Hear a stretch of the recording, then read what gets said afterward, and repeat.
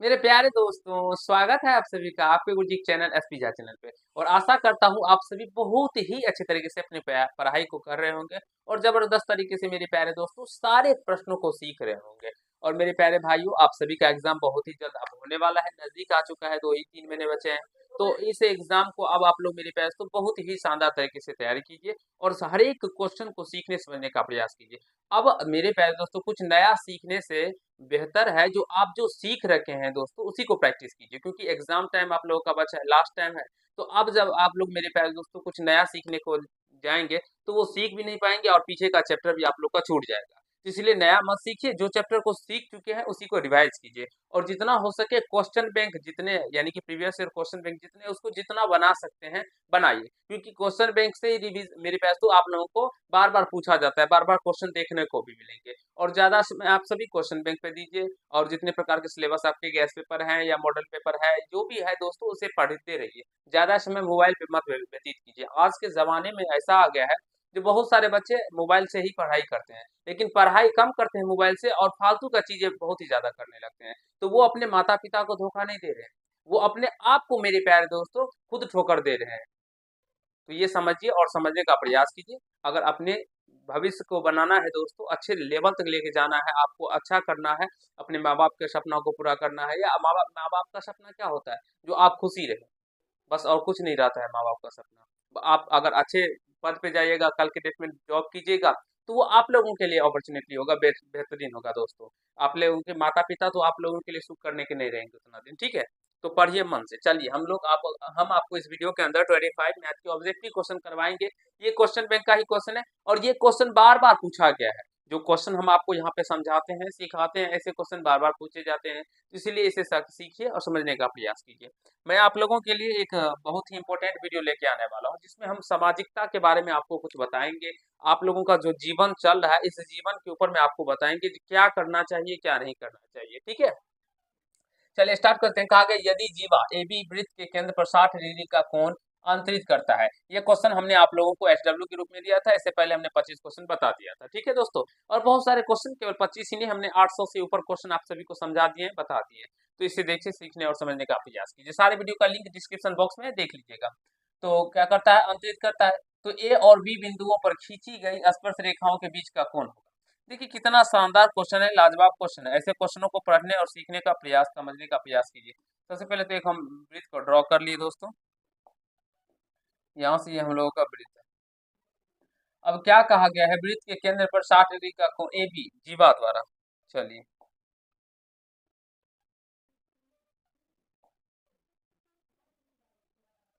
यहाँ से मान लीजिए एक वृत्त का केंद्र हम ले लेते हैं, ये रहा वृत्त का केंद्र, ठीक है दोस्तों? और ये एक जीवा हम खींच लेते हैं।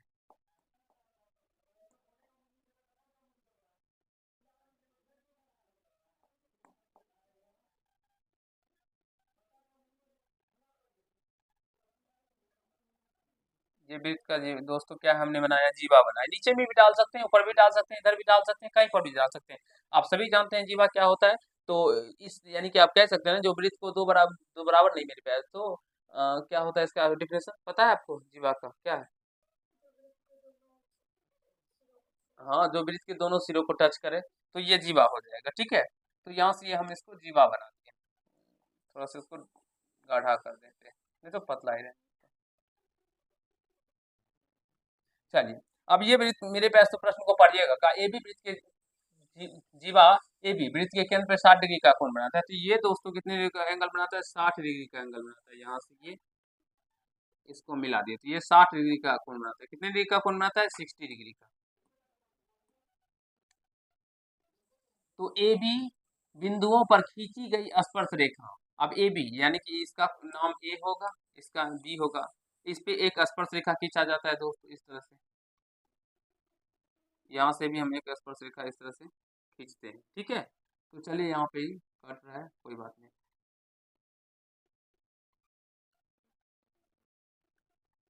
ये इस तरह से कट गया, ठीक है? खींची गई स्पर्श रेखा के बीच का कोण होगा, ये कोण हमें बताना है कि ये कोण कितना होगा दोस्तों, ठीक है? तो चलिए समझने का प्रयास की। इसका नाम ओ दे देते, ओ तो ये केंद्र केंद्र को हम ओ कर देते हैं, ठीक है? इसका नाम कुछ भी दे देते हैं, पी दे देते हैं, ठीक है? अब यहाँ से समझने का प्रयास कीजिएगा दोस्तों। ये त्रिज्या जो होती है ना, त्रिज्या, ये जो त्रिज्या है दोस्तों, ये स्पर्श रेखा के साथ 90 डिग्री का कोण बनाती है, तो ये कोण 90 हो जाएगा। यहाँ पे भी ये कोण कितना हो जाएगा, 90 डिग्री। और मेरे प्यारे दोस्तों, ए ओ बी पी अगर देखेंगे तो ये एक चतुर्भुज है दोस्तों। क्या है, चतुर्भुज है। चतुर्भुज में 360 डिग्री का कोण बनता है, और ये कोण का मान हमें बताना है। तो ये 90 है, ये 90 है, तो जोड़ के 180 आ गया दोस्तों, ये दोनों कोण का। और ये क्या हो गया दोस्तों, 60 डिग्री। तो ये कितना होगा, 100, इन दोनों कोणों का भी तो योग 180 होगा, तभी तो 360 डिग्री का कॉन्सेप्ट बनेगा। या ऐसे समझिए, ये तीनों कोण को जोड़िए, 360 में से घटा लीजिए, तो तीनों कोण को जोड़िएगा तो कितना होता है, 180 अच्छा 240, और 360 डिग्री में से इसको माइनस कर दीजिए। 360 डिग्री में से 240 घट जाएगा ना, तो कितना निकल के आ जाएगा, 120 डिग्री। तो this will be right answer, option number D हो जाएगा। बहुत ही आसान क्वेश्चन है, आप सभी को समझने और सीखने का बस थोड़ा सा जरूरत है दोस्तों, ठीक है। चलिए नेक्स्ट क्वेश्चन की ओर। ये 60 है, 120 हो जाएगा। देखिए, एक वृत्त पर कितनी स्पर्श रेखाएं खींची जा सकती है। मेरे प्यारे मित्रों, एक वृत्त पे कितनी स्पर्श रेखाएं खींची जा सकती है, ये एक वृत्त है, तो यहाँ पे भी हम स्पर्श, तो इधर भी स्पर्श रेखा खींच सकते हैं ना। देखिए, इधर भी स्पर्श रेखा खींच सकते हैं, इधर भी खींच सकते हैं, इधर भी खींच सकते हैं।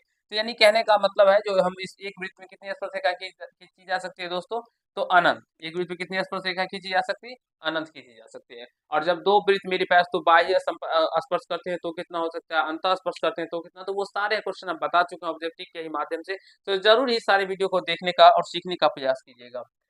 अंडर रूट 1 + tan² थीटा का मान क्या होगा दोस्तों, ये बताना है। जबकि ए का मान जो है वो 0 डिग्री से बड़ा और 90 डिग्री से क्या है, छोटा है। देखिए, अंडर रूट 1 +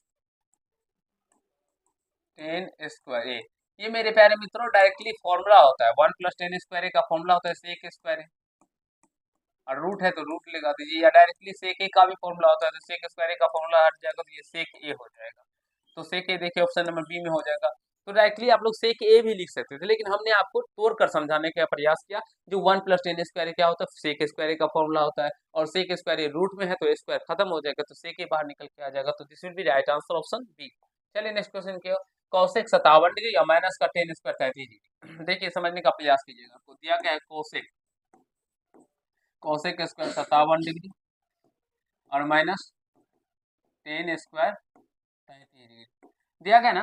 देखिए, इसको सोचिए दोस्तों, जैसे प्रश्न को कैसे बना सकते हैं, क्योंकि कौशिक और टेन में तो कोई संबंध बनता ही नहीं है।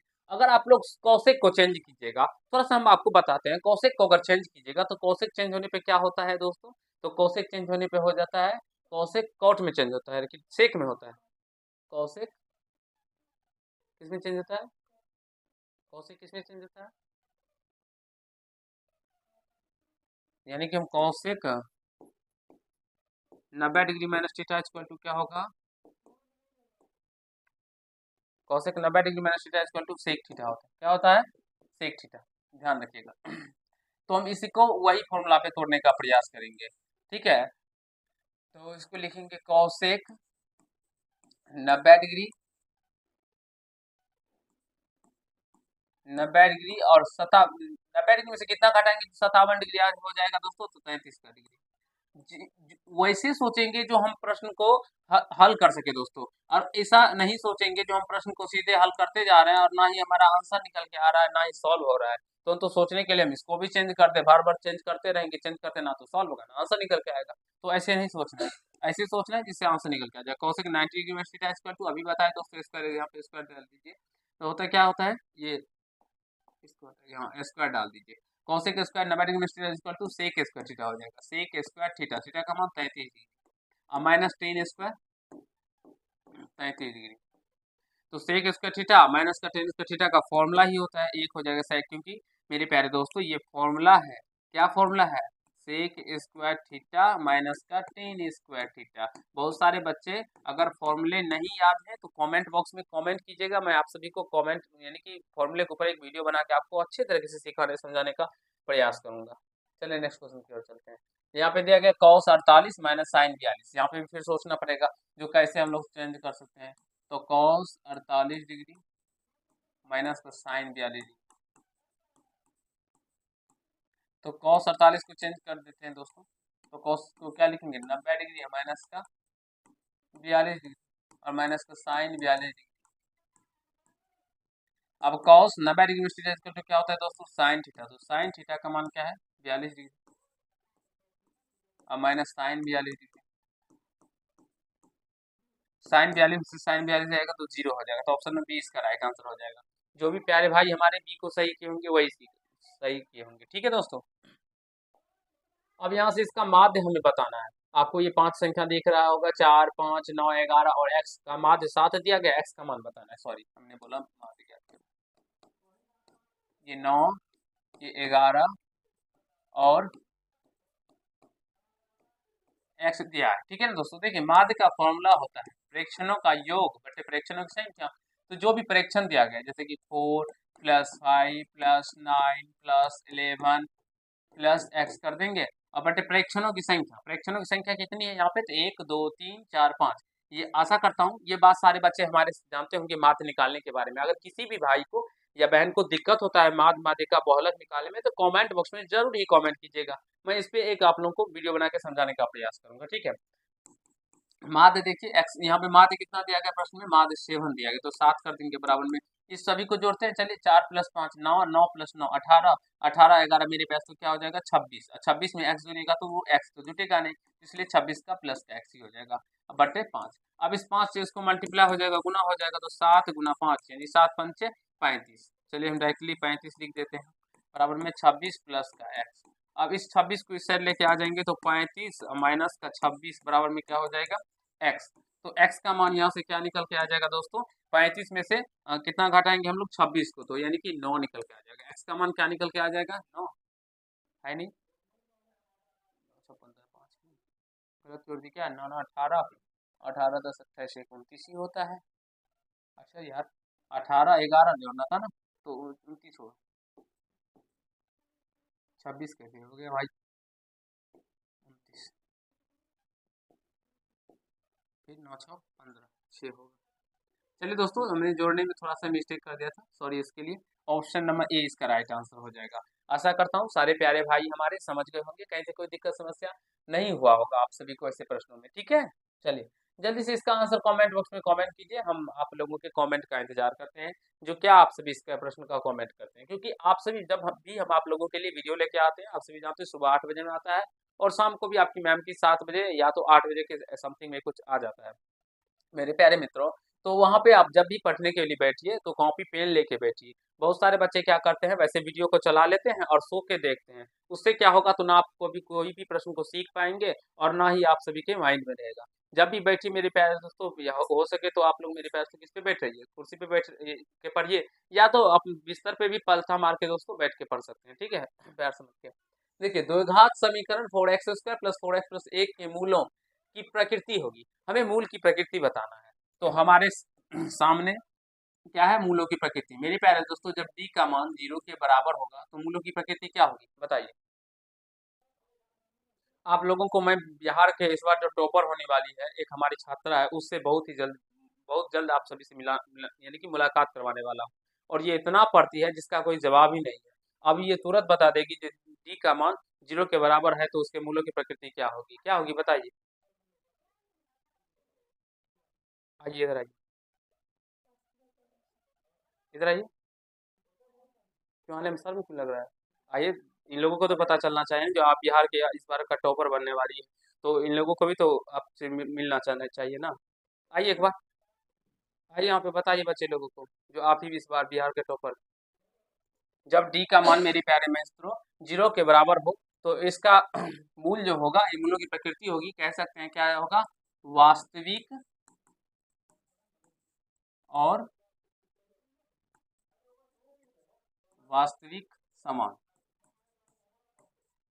मूलों की प्रकृति क्या होगा मित्रों, वास्तविक समान। डी का मान जब 0 से बड़ा होगा तो क्या होगा, वास्तविक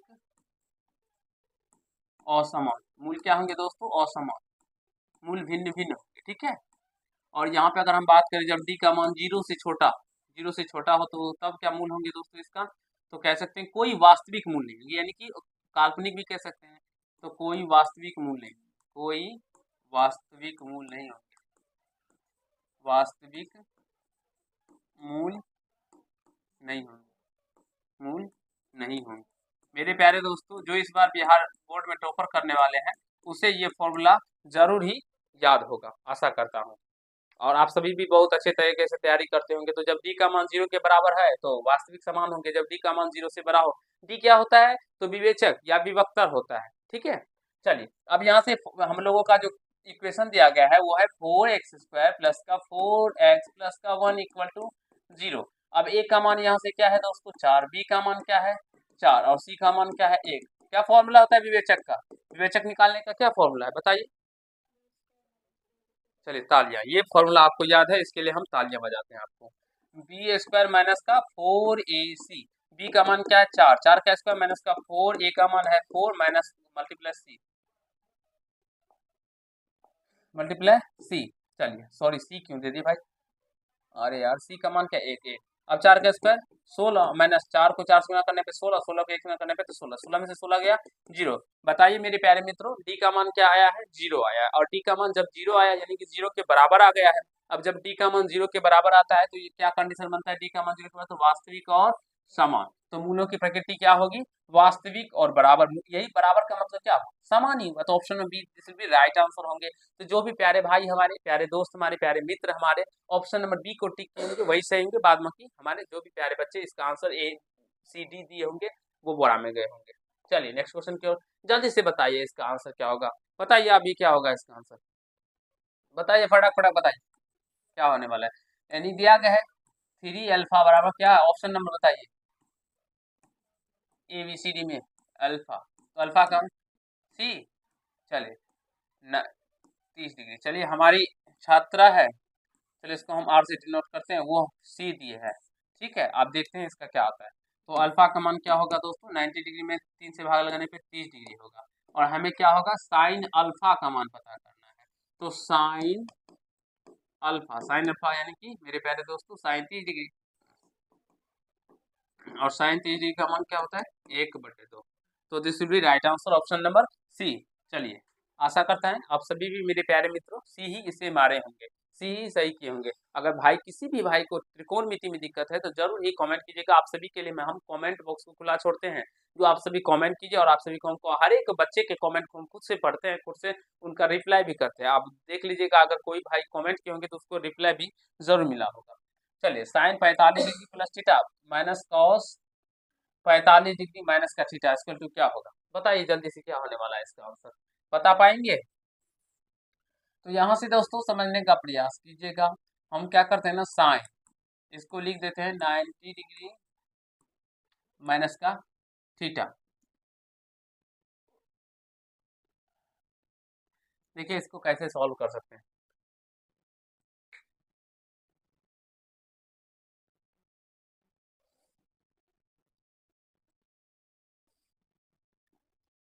ठीक है, साइन 45 डिग्री प्लस का थीटा और माइनस का कॉस 45 डिग्री माइनस का थीटा क्या होगा, इसको कैसे चेंज कर सकते हैं हम लोग। इसको करते क्या है ना, तो चेंज करते हैं। ठीक है, तो चेंज करने पे ये क्या होगा, देखिए साइन 90 डिग्री में से हम लोग मेरे प्यारे मित्रों कितना माइनस करेंगे, कितना घटाएंगे, जो हम लोग को 45 डिग्री प्लस का थीटा आ जाए। देखिए 90 डिग्री में से कितना माइनस करेंगे दोस्तों, जो 45 डिग्री प्लस का थीटा आ जाए, यानी 45 डिग्री प्लस का थीटा हो। तो 45 डिग्री माइनस का थीटा अगर माइनस कर देते हैं तो 45, देखिए समझने का प्रयास कीजिएगा, 90 डिग्री अब माइनस का क्या होगा, ये 45 डिग्री माइनस में गुना होगा तो माइनस का 45 डिग्री और माइनस प्लस प्लस का थीटा। तो ये 90 में से 45 घट जाएगा तो 45 डिग्री या प्लस का थीटा आ गया ना, 45 डिग्री प्लस का थीटा। तो हमें 45 डिग्री प्लस का थीटा ही लाना था, तो ये हम अगर 90 डिग्री में से 45 डिग्री माइनस का थीटा माइनस कर देते हैं तो हम लोग को 45 डिग्री प्लस का थीटा जो यहाँ पे था वो निकल के आ जाएगा। तो 90 डिग्री में से क्या माइनस करना पड़ेगा, इसको थोड़ा सा मध्यम को डाल दीजिए, 90 डिग्री में से माइनस करना पड़ेगा 45 डिग्री माइनस का थीटा, और यहाँ से कोष्ट को मान कीजिए। अब यहाँ पे है माइनस का कॉस 45 डिग्री माइनस का थीटा। मेरे प्यारे भाइयों थोड़ा सा समझने का प्रयास कीजिएगा, जो भी प्रश्न हम बताते हैं क्या आप सभी को लगता है जो हमें सारा प्रश्न आता ही है, नहीं मेरे प्यारे दोस्तों, मुझे भी सारा प्रश्न नहीं आता है। मैं प्रश्न को पढ़ता हूँ, उसको सोचता हूँ जो कैसे बनाना है नहीं बनाना, उसके बाद आप सभी को बताता हूँ। तो आप सब भी ऐसे प्रश्नों को बना पाएंगे खुद से, कैसे बना पाएंगे? तो जब आप सभी बार बार प्रश्नों को बनाएंगे, बार बार तैयारी करेंगे दोस्तों, हर एक प्रश्नों को कम से कम 11 बार 21 बार बनाएंगे ऐसे प्रश्नों को, तभी बना पाएंगे। इसलिए मैं आप सभी से कहता रहता हूँ जो क्वेश्चन बैंक को बनाइए। क्यों क्वेश्चन बैंक को बनाइए? क्योंकि अब देखिए ऐसे प्रश्न तो क्वेश्चन बैंक में ही देखने को मिलेंगे, आप बुक में देख लीजिए, ऐसे प्रश्न बुक में आपको कहीं से कोई देखने को मिले नहीं मिलेंगे, और एग्जाम में तो पूछा गया है। तो अगर इस बार भी एग्जाम में ऐसे क्वेश्चन पूछे जाते हैं तो फिर आप लोगों से तो नहीं बनता ना, क्योंकि आप लोगों ने तो क्वेश्चन बैंक से प्रैक्टिस किया ही नहीं था। तो इसीलिए दोस्तों क्वेश्चन बैंक से जो मैं आपको बताता हूँ मैथ का, बस जितना बताता हूँ ना मैथ में उतना तैयारी करके चले जाइए। 100% का विश्वास है दोस्तों, जो आपको एक भी प्रश्न आपके गुरुजी के वीडियो से बाहर नहीं आएंगे, सारे क्वेश्चन इसी से आएंगे, बस आप लोग देख लीजिएगा। अब sine 90 degree minus theta equal to, तो कॉस थीटा, थीटा का मान क्या 45 डिग्री माइनस का theta, minus cos 45 degree minus का थीटा। तो cos 45 minus theta, cos 45 minus theta घट के क्या हो जाएगा 0। तो this will be right answer, option number C हो जाएगा। तो जो भी प्यारे भाई हमारे सी को सही होंगे वही सही होंगे। इसका सी भी दिए थे आप, सी दिए थे, बोलिए। देखिए यहाँ पे हम लोगों का रैखिक समीकरण का हल पूछा गया है, दो समीकरण दिया गया है। एक समीकरण है 5x प्लस का 2y इक्वल टू 16 एवं 7x माइनस का 4y इक्वल टू 2। मेरे प्यारे मित्रों, ये जो आप सभी आज टी शर्ट देख रहे होंगे, ये आज मैंने न्यू ही लिया है। तो कैसा लग रहा है आप सभी कमेंट बॉक्स में कमेंट करके बताइएगा, क्योंकि कुछ पैसे खर्च किए हैं तो आप सभी का तो अपने जानना चाहिए ना जी दोस्तों, कैसा लग रहा है। ठीक है, जरूर कमेंट बॉक्स में कमेंट कीजिएगा, हमारे सारे भाई बहन सब कमेंट कीजिएगा। अब एक्स का मान क्या है यहाँ पे 2 और वाई का मान है 3, तो हम प्रत्येक मान को इसमें रख रख के पुट करके और निकालने का प्रयास करेंगे। ठीक है, क्योंकि दोस्तों अगर आप चाहे तो इसको बहुत विधि हमने बताए हैं, इसको विलोपन विधि, प्रतिस्थापन विधि, बसगुणन विधि, ग्राफीय विधि, बहुत सारे विधियां बनाने का। लेकिन जब उस विधि से बनाइएगा दोस्तों तो यहाँ पे ज्यादा टाइम लगेगा, तो हम टाइम को बचाते हुए हम क्या करेंगे कि इस x और y का मान इस इक्वेशन में पुट करके देखेंगे। तो x का मान 2 रखेंगे तो 5 गुना 2 प्लस का 2 गुना y का मान 3, तो 5 दुना 10 प्लस 3 दुना 6, तो 10 6 का 16। तो ये तो हम लोगों का 16 निकल के आ गया। अब इसमें भी रखने पे अगर हम लोग 2 आ जाएगा तो हमारा जो मान होगा यही x बराबर 2 y बराबर 3, ये इसके हल हो जाएंगे। चलिए यहाँ पे भी करते हैं। 7 गुना 2 और माइनस 4 गुना 3, तो 7 दूनी 14 और माइनस 4 किया 12, तो घट के मेरे पास तो 2 निकल के आ गया। यानी कि इसको x का मान 3 और y का मान, x का मान 2 और y का मान 3 रखने पर यहाँ पे 16 निकल के आ गया, और यहाँ पे 2 निकल के आ गया जो हमें बराबर में था, यानी LHS बराबर RHS निकल के आ गया, पूरा पूरी मिल गया। तो this will be right answer, option number A हो जाएगा। प्यारे बच्चों, प्यारे भाइयों, प्यारे दोस्तों, आशा करता हूँ कहीं से कोई दिक्कत नहीं हुआ होगा ऐसे प्रश्नों को बनाने के लिए। ठीक है, चलिए। कहा गया त्रिभुज ABC, यहाँ पे कोमा होता है या एवं दिया होता है, समरूप, यहाँ पे ऐसे करते हैं, समरूप त्रिभुज DEF के समरूप है। ABC त्रिभुज DEF के समरूप है एवं क्षेत्रफल ABC का 36 दिया है और एवं क्षेत्रफल DEF को 49, तो दोनों त्रिभुज की संगत भुजाओं का अनुपात पूछा गया। देखिए area of triangle, area of triangle त्रिभुज ABC बटे एरिया ऑफ ट्रायंगल त्रिभुज DEF का दिया गया, कितना दिया गया मित्रों? तो 36 बटे का 49 दिया गया है।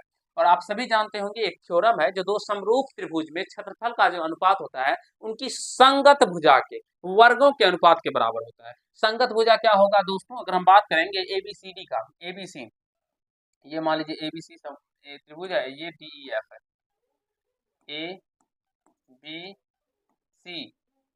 ABCDEF, तो संगत भुजा, इसका संगत भुजा ये हुआ, इसका ये हुआ और इसका ये होगा दोस्तों। तो यहाँ से कह सकते हैं AB बटे DE का जो अनुपात होगा वही अनुपात दोस्तों BC बटे EF का अनुपात होगा, वही होगा AC बटे DF के। लेकिन ये क्या होगा? तो ये वर्ग के बराबर होता है, तो इसका वर्ग कर दीजिएगा। माध्यिका का भी निकाल सकते हैं यहाँ से, परिमाप का भी वही होगा। तो यहाँ से दो समकोण क्षेत्रफल का अनुपात उनकी संगत भुजा के वर्गों के योगफल के बराबर होता है। तो स्क्वायर अगर इधर से हटेगा तो इसमें क्या होगा दोस्तों? रूट हो जाएगा। तो इसीलिए यहाँ से इसका भुजा कह सकते हैं AB, या कुछ भी कह सकते हैं AB बटे DE का जो अनुपात हो जाएगा वो 6 बटे क्या हो जाएगा? 7 7 49, 6 बटे 7, यानी कि ऑप्शन कौन सा है? 6:7, ऑप्शन नंबर बी इसका आंसर हो जाएगा। समझ गए मेरे प्यारे मित्रों? आशा करता हूँ आप सभी भी समझ रहे होंगे। जल्दी से, त्रिभुज ABC में DE समांतर BC है, त्रिभुज ABC है दोस्तों एक इस तरह से ABC। अब क्या है? तो BC के समांतर DE है, ये DE है। चलिए तो एडी बटे बी डी यानी कि ये 3 और ये क्या है 5 दिया गया एडी बटे बी डी। एसी कितना दिया गया 5.6, ये पूरा दिया गया है दोस्तों 5.6 दिया गया है। और एई का मान पूछा गया है, एई का मान पूछा गया ये बताना है। समझने का प्रयास कीजिएगा दोस्तों, ठीक है। अगर हम इसको एक्स मान ले तो ये क्या होगा, ये 5.6 में से एक्स घट जाएगा तो 5.6 माइनस एक्स हो जाएगा। और हम लोगों का यहाँ पे थेल्स थ्योरम लग जाएगा। थेल्स थ्योरम क्या कहता है यदि किसी त्रिभुज में एक अन्य भुजा के समांतर रेखा खींची जाए जो दोनों विपरीत रेखा को अलग अलग बिंदु पे प्रतिच्छेद करती है तो उसकी वो एक ही अनुपात में विभाजित करती है, यही होता है। थोड़ा सा मुझे एग्जैक्टली याद नहीं है। तो यहाँ से हम कह सकते हैं, अगर बताने का प्रयास करेंगे तो ए डी बट्टे बी डी का जो अनुपात होगा वही अनुपात होगा मेरे प्यारे मित्रों ए ई बट्टे सी ई का, ठीक है। तो यहाँ से देखिए ए डी कितना दिया गया है 3 और बी डी कितना दिया गया है 5 बट्टे क्या हो जाएगा ए ई कितना है एक्स और ये क्या हो जाएगा 5.6 माइनस का एक्स हो जाएगा। क्रॉस मल्टीप्लाई कीजिए तो 5 से गुना करने पर इसको 5 से गुना होगा 5x और इसको 3 से गुना कीजिए तो ये 18 हासिल 1 5 से 15 16 यानी 16.8 माइनस का 3x होगा। ये 3x इधर आ जाएगा तो 5x माइनस का यानी प्लस का 3x बराबर क्या हो जाएगा 16.8। तो 8x बराबर में क्या हो जाएगा 16.8, ये कटेगा 8 से, 8 दूना 16 8 का 8 यानी x का मान 2.1 निकल के आ गया। और यही हमें ए ई निकालना था, ये 2.1 निकल के आ गया है ना 2.1 सेंटीमीटर। मेरे प्यारे दोस्तों आशा करता हूँ जो ऐसे प्रश्नों को देख के अब आप सभी को डर नहीं लगेगा, ऐसे प्रश्नों को कर पाएंगे। क्योंकि जब मैं क्लास 10th में पढ़ता था तो मुझे भी ऐसे प्रश्न देख के डर लगता था। डर क्या मेरे प्यारे दोस्तों, ऐसे प्रश्न देख के सुसु आ जाता था, ये समझ सकते हैं आप लोग। तो आशा करता हूँ जो अब ऐसे प्रश्न आप लोग भी देख के नहीं डरेंगे और आप लोग सीखने का प्रयास करेंगे। जितने थ्योरम है अगर आप सभी उतने थ्योरम को याद कर लेंगे तो डायरेक्टली इस तरह के क्वेश्चन तो आप लोग आंसर मेरे पास तो खुद मुंह से भी डाल सकते हैं, बिना पेन कॉपी को छुए हुए डायरेक्टली बोल सकते हैं, ये ऐसे समझ सकते हैं, ठीक है। तो चलिए हम नेक्स्ट क्वेश्चन की ओर चलते हैं। 38 में 10 सेंटीमीटर त्रिज्या वाले वृत्त की एक जीवा वृत्त के केंद्र पर समकोण बनाती है तो उस जीवा की लंबाई होगी। देखिए एक वृत्त है दोस्तों, ठीक है, यहाँ पे केंद्र है, ठीक है, और ये एक जीवा है। अब यहाँ से ये जीवा क्या करता है ना दोस्तों, केंद्र पे कितना डिग्री का कोण बनाता है, कितना समकोण बनाता है, ये 90 डिग्री है दोस्तों, ये 90 डिग्री है और ये 10 सेंटीमीटर है और ये भी 10 सेंटीमीटर। जीवा केंद्र पे 90 डिग्री का कोण बनाता है और ये त्रिज्या 10-10 सेंटीमीटर का है। तो हमें इसकी लंबाई बताना है। मेरे प्यारे दोस्तों आप सभी हमें थोड़ा सा गौर फरमाइए, ये क्या हो गया, अगर हम इसका नाम ए दे दे इसका नाम बी दे दे तो ए ओ बी क्या हो जाता है, एक समकोण त्रिभुज होता है, राइट एंगल ट्रायंगल हो जाता है। और राइट एंगल ट्रायंगल में क्या होता है ना दोस्तों, जो हमारे जो पाइथागोरस प्रमेय थे, पाइथागोरस थे गणितज्ञ, उन्होंने कहा था जो किसी समकोण त्रिभुज में कर्ण का वर्ग अन्य दो भुजा के वर्गों के योगफल के बराबर होता है। तो यहाँ से अगर बात करिए 90 डिग्री है तो इसके सामना का भुजा क्या हो जाएगा, ये जो हो जाएगा ये जीवा जिसे हम लोग कहेंगे जीवा, ये कर्ण हो जाता है यहाँ पे। और जब ये कर्ण हो जाएगा तो h बराबर क्या होता है अंडर रूट पी स्क्वायर लंबे स्क्वायर प्लस का आधार स्क्वायर। ये हमारे जो गणितज्ञ थे पाइथागोरस जी उन्हें नहीं दिया था। तो यहाँ से कर्ण h बराबर क्या हो जाएगा अंडर रूट तो 10 का स्क्वायर और प्लस का सेंटीमीटर को छोड़िए, अभी सेंटीमीटर मीटर छोड़ के हम लोग काम करेंगे, लास्ट में सेंटीमीटर लगा देंगे तो 100 प्लस का 100। तो यहाँ से क्या हो जाएगा 100 प्लस का 100, तो यहाँ से अंदर रूट 200 हो जाएगा। तो 25 अठे 200, 2500 के 100, इसको हम 100 गुना डायरेक्टली करने के लिए 100 गुना 2 लिखते हैं, 100 का वर्गमूल 10 हो जाएगा और रूट 2 बच जाएगा। तो 10 रूट 2 इसका आंसर हो जाएगा 10 रूट 2 सेंटीमीटर। क्या मेरे प्यारे दोस्तों आप सभी समझ रहे हैं या नहीं समझ रहे, जरूरी कमेंट बॉक्स में कमेंट कीजिएगा, ये क्वेश्चन बहुत इंपॉर्टेंट है। चलिए cos 60 degree into cos 30 degree minus cos sin 60 sin 30 degree. देखिए cos 60 का मान क्या होता है जल्दी बताइए, 1/2।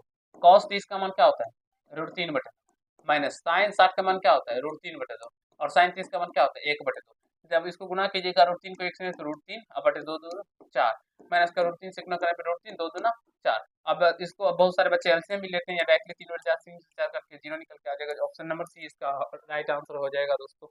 चलिए रैखिक समीकरण में चर के घात की संख्या होती है, रैखिक समीकरण कहे रैखिक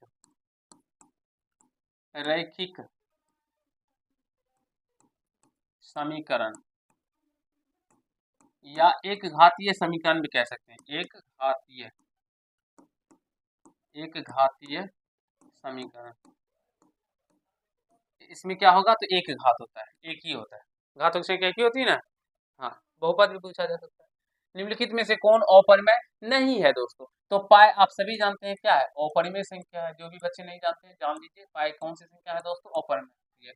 रूट 7 भी क्या होगा? अपरिमेय होगा। ये रूट 2 बटे रूट तरह से रूट 2 बटे का रूट 5, ये भी क्या होगा? अपरिमेय। तो जब ये भी अपरिमेय दोस्तों, ये भी अपरिमेय, तो एक यही बच जाता है, तो यही क्या होगा? हम लोग का अपरिमेय नहीं होगा। तो ऑप्शन नंबर डी इसका आंसर हो जाएगा। कैसे होगा ये देख लीजिए,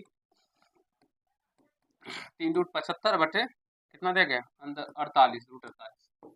तो 75 को दोस्तों इस तरह 25 या 75 लिखिएगा, ऐसे 25 गुना 3, और इसको 16 या 48 तो 16 गुना 3 लिखते हैं। इस तरह से इसलिए लिखते हैं जिसके इससे वर्गमूल निकल के ये बाहर आ जाए। 3 गुना 25 का गुण 5 गुना यहाँ पे रूट 3 बच जाएगा, और नीचे में क्या बचेगा? 16 का वर्गमूल 4 गुना रूट 3 बच जाएगा। तो रूट 3 से रूट 3 कट जाएगा, तो 5 या 15 बटे 4, ये क्या है? परिमेय संख्या। और यही पूछा गया जो कौन अपरिमेय नहीं है, तो यही 15 बटे 4 परिमेय अपरिमेय नहीं है, परिमेय है।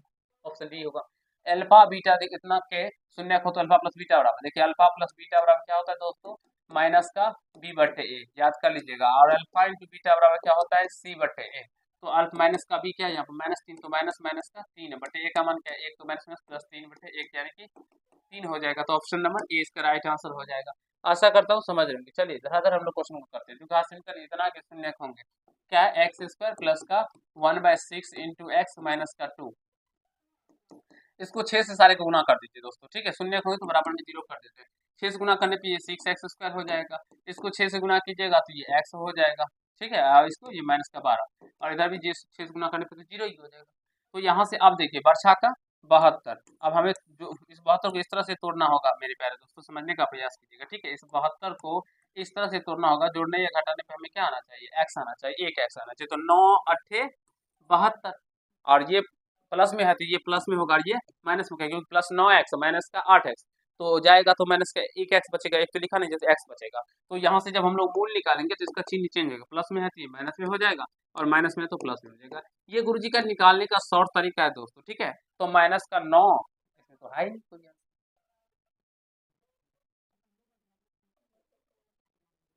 माइनस का 9 प्लस का 8, इसको देख लीजिए, मिला लीजिए, तो कोई प्रश्न नहीं, इधर उधर प्रश्न भी तो हो सकता है। चलिए एक बार हम देख लेते हैं दोस्तों, फिर आपको बताते हैं क्या है इसका।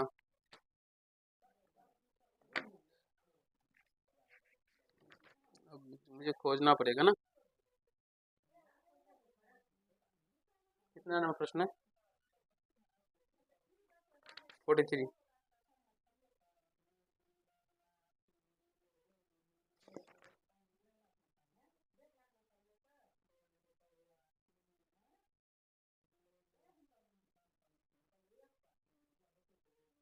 अच्छा अच्छा, सॉरी सॉरी, मेरे प्यारे दोस्तों समझने का प्रयास कीजिएगा। जब यहाँ पे x² में जो 6 दिया है ना, तो ये बट्टे में 6 भी होता है। बट्टे में क्या आ जाता है? 6 आ जाता है, ठीक है। तो यहाँ से बट्टे में जब हम 6 करेंगे, इसको बट्टे में 6 कर देंगे, बट्टे में 6 करेंगे तो 3 तिया 9, 3 दूनी 6, 3 3 2 चौके 8, 2 तिया 6, यानी कि माइनस का 3 बटे 2 और प्लस का 4 बटे 3 हो जाएगा, ये आंसर हो जाएगा। अब मिलाइए, माइनस का 3 बटे 2 और प्लस का 4 बटे 3, ये हो जाएगा। ऑप्शन नंबर बी हो जाएगा। हम यहाँ पे थोड़ा सा ध्यान नहीं दिया, अगर जो भी x² का कोफिशिएंट में रहता है ना, तो उससे भाग भी लगाना होता है, ये तरीका है दोस्तों, ठीक है। और वैसे गुणनखंड करने के बारे में सभी बच्चे जानते ही होंगे, हमने भी बहुत बार बताया, आपकी मैम ने भी आपको इतना भर भर के सिखाया गुणनखंड, जो आशा करता हूँ आप तो गुणनखंड आप सभी जानते ही होंगे। चलिए नेक्स्ट क्वेश्चन की ओर जल्दी चलते हैं। यदि दो संख्याओं का गुणनफल इतना है तो उनका मौसो इतना है, लौसो ज्ञात करिए। लौसो बराबर सूत्र होता है, फॉर्मूला होता है, दोनों संख्याओं का गुणनफल यानी 2166 बटे क्या होता है? मौसो 19। तो 19 से काट दीजिए, 19 का 19 और 2 26, 19 का 19, फिर 26 7 19 के 76, 114, 114 ऑप्शन नंबर सी में हो जाएगा दोस्तों। चलिए जल्दी जल्दी थोड़ा सा करते हैं। यदि बहुपद पी एक्स का एक गुणनखंड एक्स प्लस एक है, एक्स प्लस एक क्या है दोस्तों? एक गुणनखंड है बहुपद का, ठीक है। तो पी एक्स का एक शून्य होगा, तो इसके बराबर में 0 कर देंगे तो एक्स बराबर क्या हो जाएगा? माइनस का एक, तो शून्य क्या होगा? माइनस का एक हो जाएगा, ऑप्शन नंबर ए। चलिए, समीकरण निकाय इतना और इतना का आलेख दो सरल रेखा है, दो सरल रेखा है इस तरह से दोस्तों, इस तरह से सरल रेखा है, ठीक है। तो संपाती है, समांतर है, समांतर होगा दोस्तों, क्योंकि यही संपाती का मतलब क्या होगा? एक ही रेखा के ऊपर में दूसरा रेखा, ऐसे करके दोनों चढ़ा होगा एक दूसरे के ऊपर, ठीक है। तो संपाती तो होगा नहीं, इसलिए ये समांतर रेखा हो जाएगा, ऑप्शन नंबर बी। ए बराबर इतना, बी बराबर इतना, तो 900 तथा 900 होगा। मेरे पास को ए बी का लॉसो निकालना है, तो लॉसो में क्या तरीका है ना, जब पावर वाला संख्या देखने को मिले तो जो सबसे बड़ा पावर हो, यहाँ पे 2 पे पावर 3 है, यहाँ पे 2 पे पावर 4 है, 2 पे पावर 4 बड़ा है तो ये लिखिए। और जो नहीं मिलेगा उसे भी डालना है। तो यहाँ पे 3 है और यहाँ पे क्या दोस्तों 3 तो है, तो 3 भी ले लीजिए। और यहाँ पे 5 है, 5 भी यहाँ पे भी, तो सेम पावर था, 5 ही ले लीजिए। 7 नहीं है तो 7 भी ले लीजिए। ये सारे हो जाएंगे, तो गुना कर दीजिए। 2 का 16 अगुना 5 या 15 सत्ते 105, और इसको गुना कीजिएगा तो 16 का 16, 16 पंचे 80, 1680। ऑप्शन नंबर डी हो जाएगा दोस्तों इसका राइट आंसर। ठीक है, गुना कर लीजिएगा। गुना करने के लिए आता ही होगा आप सभी को, बहुत सारे बच्चे हमारे समझदार हैं। कहा गया है किसी द्विघात बहुपद के शून्य यदि 5 एवं -3 हो तो द्विघात बहुपद होगा। अल्फा का मान क्या दिया गया मित्रों 5, बीटा का मान क्या दिया गया है -3। अल्फा प्लस बीटा क्या हो जाएगा 5 और -3 यानी कि 2, और अल्फा इंटू बीटा क्या निकल के आ जाएगा 5 गुना -3 -15। तो यहाँ से शून्य सूत्र होता है एक्स स्क्वायर, सॉरी बहुपद निकालने का, द्विघात बहुपद x square minus alpha plus beta into x plus का अल्फा इंटू बीटा, यही फॉर्मूला होता है। तो x square minus alpha plus beta का मान क्या है 2, तो 2x, और यहाँ से माइनस का 15, प्लस माइनस माइनस हो जाएगा। तो यहाँ से x square minus 2x minus का 15, ऑप्शन सी हो जाएगा। मेरे प्यारे दोस्तों ये बच्चों वाला क्वेश्चन है, और ऐसे क्वेश्चन को अगर आप सभी को करने में दिक्कत होता है तो फिर बहुत समस्या वाली बात है, क्योंकि अब तो एग्जाम आप लोगों का बहुत ही नजदीक आ गया है। कमेंट कीजिएगा जिस भी चैप्टर पे वीडियो चाहे दोस्तों, उस चैप्टर पे आप लोगों के लिए वीडियो लेके आए, क्योंकि हम इतना जो फालतू का बताते हैं यार, फालतू समझिए जो भी करते हैं वो आप लोगों के लिए ही तो करते हैं ना। तो आप लोगों को अगर किसी भी चैप्टर में दिक्कत होगा तो वो भी समझाने का प्रयास करेंगे, जिससे आप लोग अपने अच्छे तरीके से एग्जाम को क्रैक कर पाए, और अपने माता पिता का नाम रोशन कर पाए, और अपने गुरु जी का भी नाम रोशन कर पाए। ठीक है दोस्तों, चलिए 49 समांतर श्रेणी का सार्वंतर है। डी बराबर क्या होता है दोस्तों A2 माइनस का A1, A2 देखिए इसमें तो जरूर बिहार टॉपर लिख लेगी ये, माइनस का 6 माइनस का A1 माइनस माइनस का 10, माइनस का 6 माइनस माइनस प्लस 10, 4 हो जाएगा। चलिए इसका आंसर आप सभी हमारे कमेंट बॉक्स में कमेंट कीजिएगा। ठीक है, इसको हम लोग छोड़ते हैं, देखते हैं कौन कौन बच्चे बच्चे प्रश्न को कमेंट करते हैं। मैं सारे बच्चे का आंसर को रीड करता हूं दोस्तों। तो जो भी प्यारे भाई हमारे इस वीडियो को देखे होंगे और कुछ न कुछ उनको सीखने को मिला होगा, तो जरूर ही इस वीडियो में इसका आंसर कमेंट कीजिएगा। सारे बच्चे का आंसर को मैं देखूंगा। गलत हो जाने पे आप लोगों को कोई, मेरे प्यारे दोस्तों, इस तरह से आपको दंड नहीं दिया जाएगा जो आप लोगों के लिए यानी हानिकारक होगा। आप लोगों को समझ सकते हैं ना, आपको फिर हम नेक्स्ट वीडियो में इस प्रश्न को सिखाई देंगे, तो कमेंट कीजिएगा जरूर। चलिए हम लोग आज के पार्ट में इतना करते हैं। आशा करता हूँ जो जितने भी क्वेश्चन हमने अभी आपको 25 क्वेश्चन बताए, ये सारे क्वेश्चन आपसे बहुत ही अच्छे तरीके से समझ गए होंगे, कहीं भी कोई दिक्कत समस्या नहीं हुआ होगा। इस वीडियो को अपने छोटे भाई के पास भी शेयर कीजिए, क्योंकि अगर छोटे भाई भी इस वीडियो को देखेंगे तो उनको भी कुछ हानि नहीं होगा, फायदा यानी कि कुछ लाभ ही होगा दोस्तों। तो चलिए आज के पार्ट में इतना ही करते हैं। अगर आप लोग को ये वीडियो अच्छा लगा तो वीडियो को लाइक कर दीजिएगा, कैसा लगा ये कमेंट कीजिएगा, चैनल को सब्सक्राइब करके बेल आइकन को प्रेस कर लीजिएगा, जिससे मेरे हर एक वीडियो नोटिफिकेशन आप तक पहुंचता है।